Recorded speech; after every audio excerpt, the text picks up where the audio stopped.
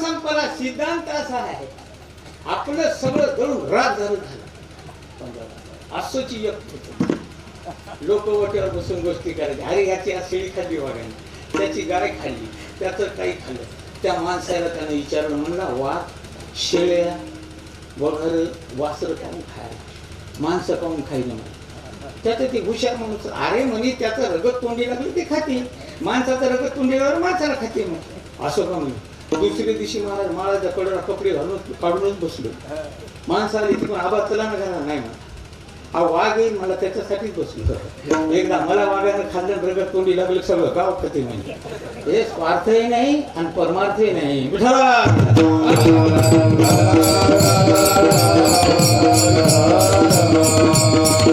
दुसरा वर्ग सांगितला माऊली महात्मा ज्ञानेश्वर महाराजांनी, स्वार्थ आहे पण परमार्थ. पैसे म्हणे वाचे काय, भलत्या ते दुःख देत जाय. स्वार्थ साधता न पाहे फराचे. आपला स्वार्थ पाहतात पण दुसऱ्याचा काही झालं तरी विचारच करीत नाहीत. असा एक दुसरा वर्ग आहे. ते कसं आहे सांगतो दृष्टांताद्वारे. गावामध्ये वक्ता बोलावला, रामरावदासारख्यानं वक्ता बोलावला. माणसं बसायला जागा 1000च होती आणि जाहीर केल्यामुळे माणसं 2000 आली. आता बसवा कसे. गावातील लोक म्हणजे लई शहाण आहे, पॉकेट पाटीत बसलं म्हणजे आता इतके लोक आले त्याच्यात बसवा कसे पावसामध्ये. पण काही माणसं म्हणजे शतकोटी उपाय ना अनंतकोटी उपाय काय करायचं. आम्ही बसवतो म्हणजे माणसं मांडीवर मांडी, मांडीवर मांडी, मांडीवर मांडी बसवले माणसं. आता त्या वक्त्याने बी आपलं 1-1.5 तास काय प्रवचन करायचे ते करा. उगाच 11 वाजेपर्यंत 12 वाजेपर्यंत मसडा भादर महाराज वेळ त्या वेळेलाच करायचं. त्यानं वेळ लावला. आता त्याच्यात बसलेलं होती एक माणूस, त्याला जबरदस्त तलप आली बिडी. ते म्हणला हे काय आठवत नाही, आपण बीड पेटवलेली बघ. त्याला हातभरून आमदारी घेतली. महाराज त्याने बिडी काढली, काळी उघडली की जवळ त्यानं मांडी दाबली. बिडी पेटायची ते दाढीच पेटली. बरं पेटली तर पेटली. त्याच्या शेजारी बसलेलं होतं, म्हणलं आपल्याकडे डबी नाही तर बिडी पेटून घ्यावं. ते त्याच्यावर बिडी पेटवायचे. ते म्हणे अरे भाई दाढी जी दे, ते म्हणा भाई बिडी पेटून घेऊ दे.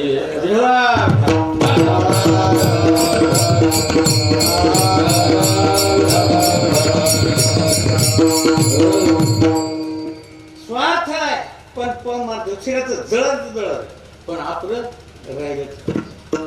तिसरा वर्ग आहे ना, स्वार्थ आहे परमार्थ. का फेडीत पाप का ओघीत तिरीचे पादप, समुद्राची जाय गंगेचे देशे. ही गंगा आहे, नदी आहे. महाराज किड्याला, मुंग्याला, पशुला, पक्षाला, वृक्षाला, पशानाला सगळ्याला पाणी पाजत पाजत पाजत पाजत आपल्या प्रियकराला भेटण्याकरता चालली हो, सागराला भेटण्याकरता. गंगा तुमच्या इकडे आहे का? तुमच्याकडे गंगा नाही. गंगा कशी राहते ते आम्हाला एकदा कळलं. 17 गेट सोडले पाठी, गावात पाणी आलं, 4-5 घरातले पसारे काढले. एक मथारी आली तिकडून, बाबा म्हणे कीर्तन करतेस मान हो. हे नदी गंगा कशी आली म्हणे गावात. म्हणा आता गंगा कशी, म्हणलं माझ 17 गेट सोडले तेव्हा गंगा गावात आहे. कशी आली म्हणे. म्हणलं सांगू का? म्हणे सांग बरं. म्हणलं पहिल्या काळात तुम्ही आषाढीच्या दिवशी काफी घेऊन जायच्या संकटाची, त्या गंगेमध्ये दिवे लावायचे सोडायचे. गंगा आमचं रक्षण होतं की नाही. म्हणलं काकू म्हणतो आता ती सुनन तू गेलती का? म्हणे गेलो नाही बाप्पा. मग गंगाच भेटा आली म्हणलं आपल्याला सुखरूप हात नाही पाहण्यासाठी.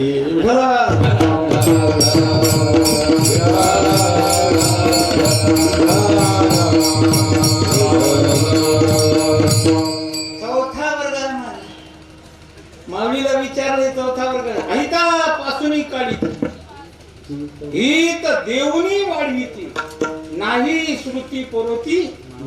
असा एकच वर्ग आहे माय बापू, आणि ते म्हणजे तुमचं आमचं हित करणार आहे. जगद्गुरु तुकोबा आहे ते वर्गात कसा असा विचारणार. अभंगाच्या पहिल्या करणार चंदनाचे हात पायही चंदनाचे हात पायही चंदनाचे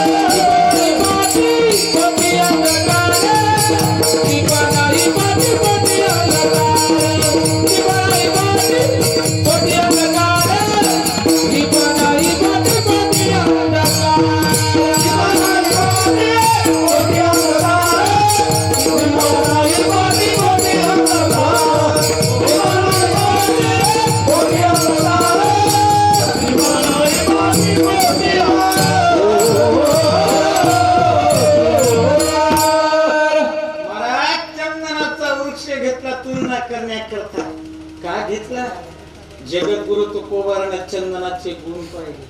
पहिला गुण जर काय असेल बाबा, जिथं चंदनाचं झाड असेल तिथला परिसर परिमळमय होते.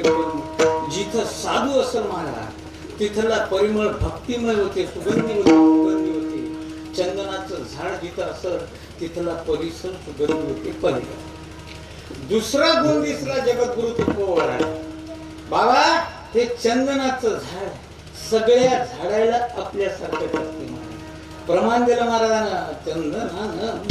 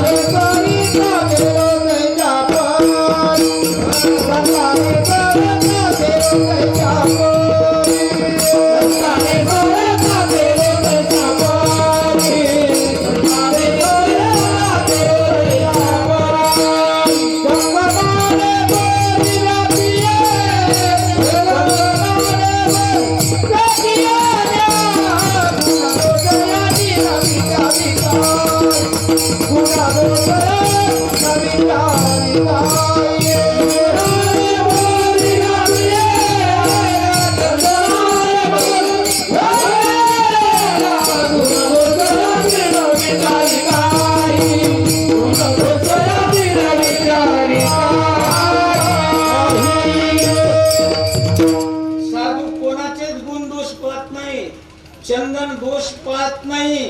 आणि महाराजांनी इथं बोरीचं झाड घेतलं. बोरीचे झाडाला आपणासारखे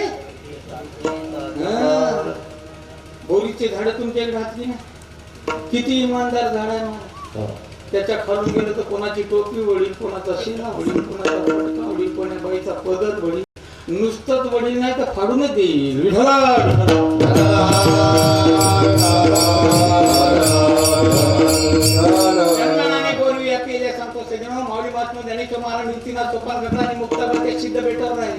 समाधान बहिष्कृत केलं महाराज. आपल्या स्वतःच्या भावाला गुरु मानून अध्ययन करायला लागले समाजासाठी. एक दिवसाचा प्रसंग चंदनाने बोरवी आपली सांगायला लागलो. महाराज माऊली महात्मा ज्ञानेश्वर महाराज इच्छा प्रकट केली आपल्या लहान बहिणीजवळ. मुक्ताई काय म्हणतो दादा, दररोजच्या दररोज काय बरं करतो, मी काय करायचं, मांडे करणं. दादा मांडे करणे का खापर लागते रे, जा बाबा महाराज सिद्ध बेटावून आमची मुक्ताई गावामध्ये आली. घरोघर फिरली, काकी, दिदी, ताई, मामी, आजी, बहिणी. नाही दिलं खापर. नाही तुम्हाला संन्यासाच्या कट्ट्याला काय करायचं? संन्यासाच्या कट्ट्याला काय करायचं? नाकारलं. परतीच्या प्रवासाला निघली महाराज. सायंकाळचे 4 वाजले. रस्त्यामध्ये एक ग्रस्त भेटला.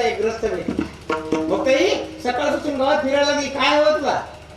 तिने सांगितलं, काका दादाला मांडे खायचे हो, खापर पाहिजे. चला बरं घरी.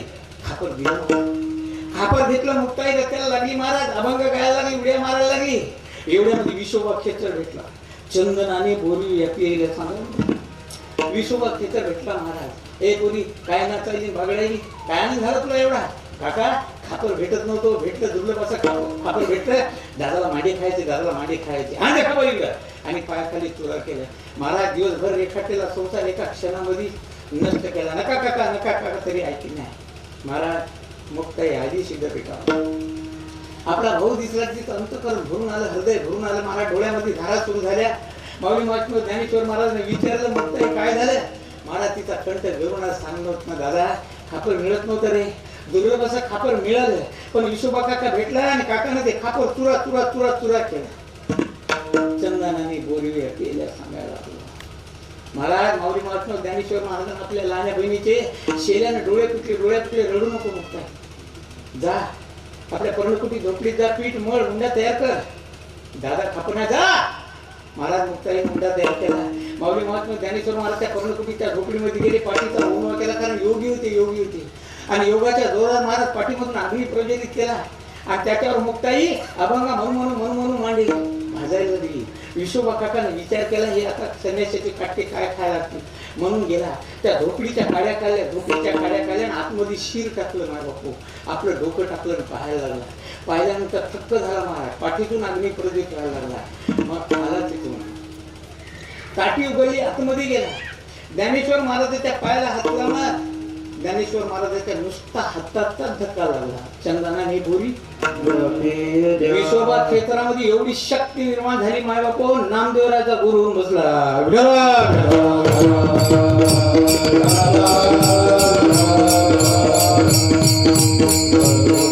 नाही गुण दोष पाहत साधू कधीच गुण दोष पाहिले नाही. जगद्गुरु तुकोबाराने पाहिलं, बाबा सगळ्या झाडायला आपल्यासारखं. पुन्हा त्याचा एक गुण दिसला. डॉक्टर साहेब कपाळाला लावले चंदन की थंडगार. तापणीवर काही चंदन, तापणीवर कोणती तुमची गोळी घ्यायची गरज नाही, पण कोणतं चंदन संपत नाही. मर्यादेवी चंदन. वीरप्पन नावाच्या तस्कराने या भरतखंडातलं 80 रुपयाचं चंदन परदेशात नेऊन विकलं. ते चंदन मी त्याला मर्यादेवी चंदन म्हणतो.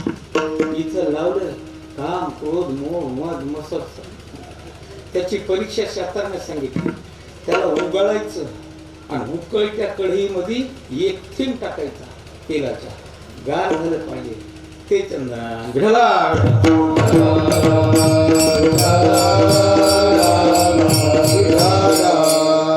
पुन्हा एक गुण दिसला महाराज. काय ते जळते, जगाला सुगंध देते. साधू जळतात, विकारातून विषयातून बाहेर जातात. मायबापो ते साधू होतात.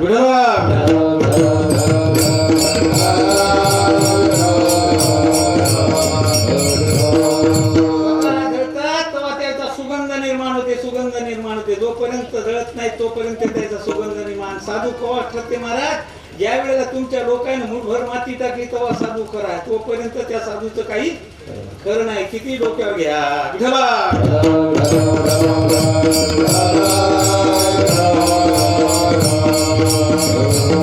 गुण दिसले. जगद्गुरु तुकोबारा त्या वृक्षाच्या ठिकाणी गुण दिसले म्हणून ते वृक्ष घेतला. पण काय पाहत त्या वृक्षाकडे पाहिलं. जगद्गुरु तुकोबाराने विचार केला, अरे याच्या ठिकाणी गुण हात, पण महाराज दोष सुद्धा हात.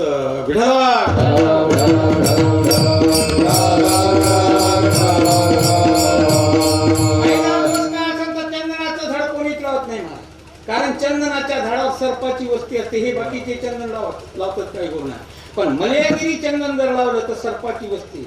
जेपर्यंत त्याचा सुगंध जाईल तिथून मोठमोठे अजगर येतात त्याला वेढा देण्याकरता, कारण त्याच्या सापाची वस्तीच राहते. म्हणून ते झाड लावत. दुसरा प्रसंग असा त्याचा दोष. त्या सगळ्या झाडाला आपल्यासारखं करते, पण 2 झाडाला आपल्यासारखं करायचे त्याच्यात ताकद. 2 झाडं कोणती? एक केळीचं झाड आणि एक विडूचं झाड.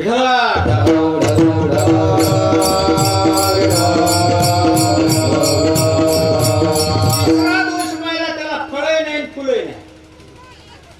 आणि चौथा दोष पाहिला मला, उगळल्यावर काही दिसायला संपत्ती. आणि शेवटचा दोष जर कोणता पाहिला असेल तर जळती आणि संपत्ती. कापडाच्या वरती आणि ठाई समाप्ती. साधूची समाप्ती होत नाही, उत्तमची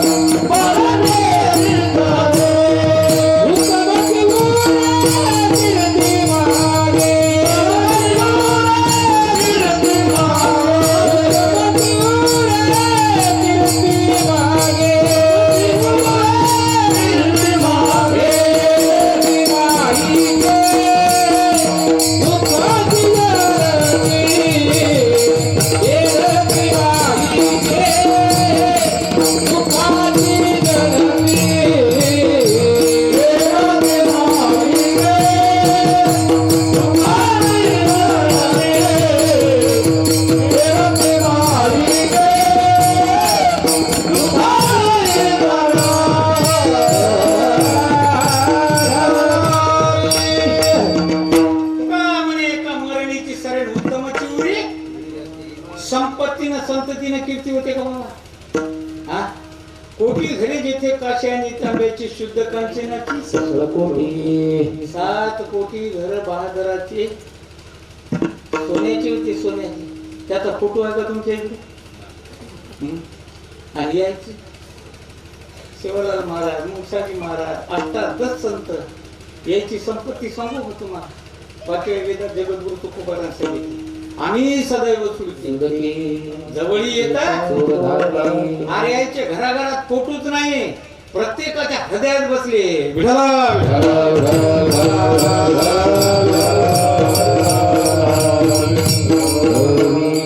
याचा फोटो नाही कोठत, याचं नावही नाही कोठत. तुका म्हणे गाजे संपत्ती असल्यामुळे फोटो पाहिजे होता. किती संपत्ती होती? 7 कोटी घर सोन्याची. नुसते 7 कोटी घर सोन्याचे नव्हते, संततीच्या बाबतीतही श्रीमंत होत.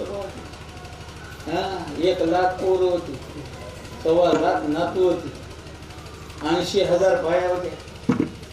80,000 बायका म्हणजे 80,000 सासरी असतील का? 80,000 सासा अर्ध्या रात्री निवडली. आहे का त्याचा फोटो? पण बहादर कसा होता पाहिला? 80,000 बाया कशा बघली तसं. आमच्या इकडे माणसाला एकच बाई आहे तर माणसं कमी जाऊन बने नाव नाही, काही उघडी शिंड्या लागली. कारण 80,000 बाया त्याचा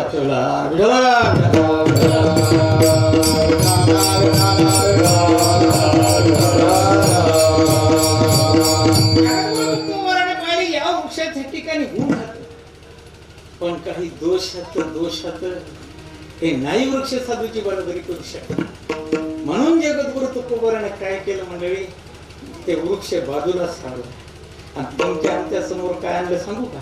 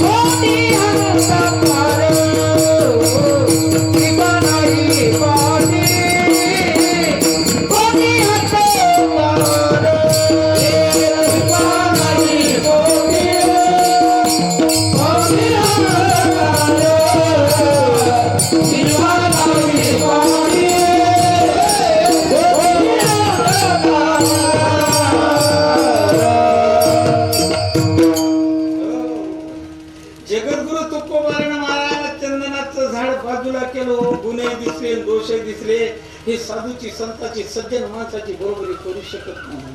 मग आता आपल्या समोर परीस आणला. परीस आपल्याला सगळ्याला माहिती, पण पाहिला नाही कोणच, फक्त परीस माहित आहे. परीसाच्या ठिकाणी किती मोठा गुण आहे. मला लोखंडाला जर लावलं तर लोखंडाचं सोनच किती. पहिला गुण. दुसरा गुण कोणता असेल तर किती गरीब असला त्याला जर सापडला त्याला श्रीमंत करते.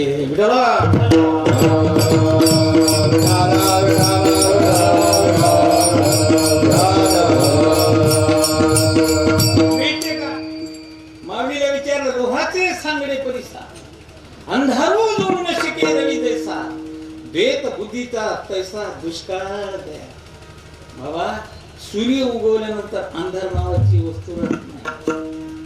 परीत जर लोखंडाला लागला तर ते लोखंड राहत नाही. आणि खरंच साधू तुमच्या आमच्या जीवनामध्ये आला तर माय बापू अज्ञान नावाची वस्तू राहत नाही.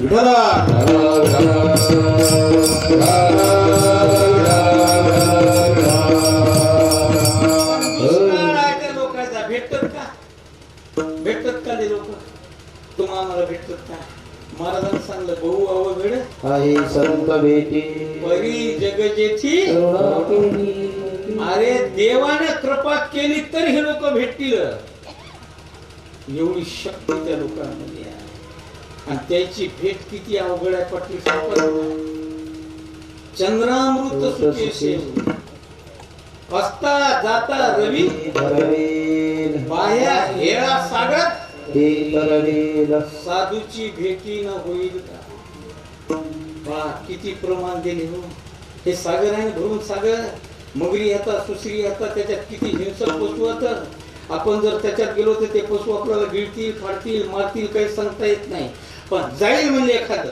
आणि एक गेलं म्हणतात, वीर सावरकर गेला म्हणतात, ते कथा आहे महाराज. एक खाडी करून गेला म्हणतात वीर सावरकर. जाईल पण साधूची भेट होणार नाही. चंद्रापासून मिळणारा अमृत आपल्याला मिळत, पण साधू मिळणं. चंद्रापासून अमृत आपल्याला मिळते की नाही? आपल्याला अमृत मिळण्यासाठी या साधूने एक दिवस दिलेला आहे, लक्षात घ्या. ते दिवस म्हणजे कोणता हो?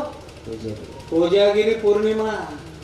असं भांड्यामध्ये दूध ठेवायचं, हे धर्मग्रंथ घ्यायचे आणि बसायचं. माथ्यावर चंद्र येऊ द्यायचा, त्याचं प्रतिबिंब त्याच्यात पडू द्यायचं. ते ग्रंथ श्रवण करायचे, मनन करायचं, ध्यास करायचा, निध्यास करायचा, आत्मसाक्षात्कारापर्यंत पोहोचायचं. त्याचं बिंब पडलं मग ती कोजागिरी झाली. आपली कोजागिरी तशी नाही. 7 वाजता रानातून यायचं, रट्टावून जेवायचं, उरलेलं दूध भगवण्यात चुलीवर ठेवायचं, झोपायचं, 10 वाजता उठायचं. बाळ्या झालं का घड घेत होय मोकळा. आपली कोजागिरी. आम्ही आता इकडे राहायला लागलो, इकडल्या भागात गोसाई कोजागिरी करायला लागली. मारा 200 लिटर दूध कढायला, 200 लिटर दूध आणि फोटायला असे सराटे घेऊन तोपदारासारखे माणसं जबरदस्त फोट पसून घोटतात. आणि आमचं कीर्तन राहते, 200 माणसं कीर्तन ऐकायचं, भजनी सुंदर राहतात. पण महाराज आमच्याकडे कोणीच पाहत नाही. घड झालं का ते तिकडेच पाहत असत. आणि घोटणारे माणसं इतके इमानदार, ते लवकर घटवत नाही. 2-2 बिड्याचे बिंड वाटतं तर त्याचा भुरका त्याच्यात टाकतो, त्याच्यात काही अमृत येईल बापू. विठला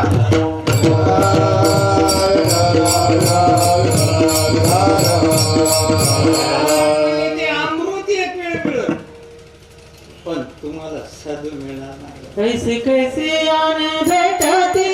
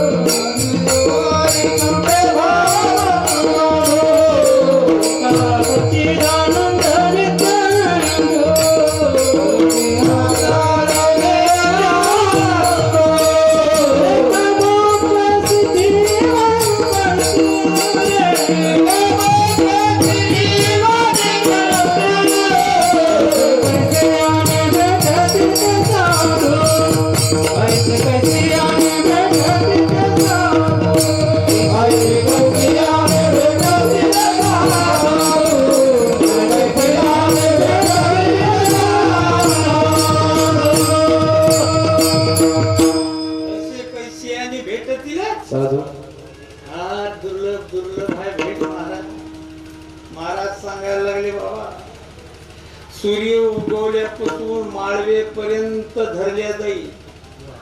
3 वेळ धरल्या गेला. एक वेळच सांगत असतो मी, एक वेळच सांगतो. पण साधूची भेट होणार नाही. मांडवी नावाची बाई होती. मांडवी नावाची बाई, नवऱ्याला महारोग झाला. महारोग, तेव्हा त्याला महारोग म्हणत नव्हते, रगतपिती म्हणत नाही. रगतपिती मग सुधारित नाव त्याला आलं महारोग. महारोग नाव बदललं, पुढे नाव सुधारलं, त्याला कुष्ठरोग. आता ती बिमारी नाही. आहे का बिमारी? आता अजिबात बिमारी नाही. पहिल्या बिमारी होती आमच्या काळामध्ये डॉक्टर साहेब, ते महारोग एक होता. काखत गाठ आली की बस लाकडच गोळा करायची. 2दा 3दा गेले की पाहुण्याला फोन करायचे, तिकडच माणसच गोळा करायचे. आता ते बिमाऱ्या राहिल्या. त्या बिमाऱ्या बंद झाल्या. देवाने विचार केला, म्हणजे याने हे बिमाऱ्या बंद केल्या, याला बिमाऱ्या कोणत्या पाठवा. लई डॉक्टर झाले. मग देवाने ठराव पास केला, अशा बिमाऱ्या वाटत लावल्या. बीपी वाटत लावली, शुगर वाटत लावली, अटॅक वाटत लावला.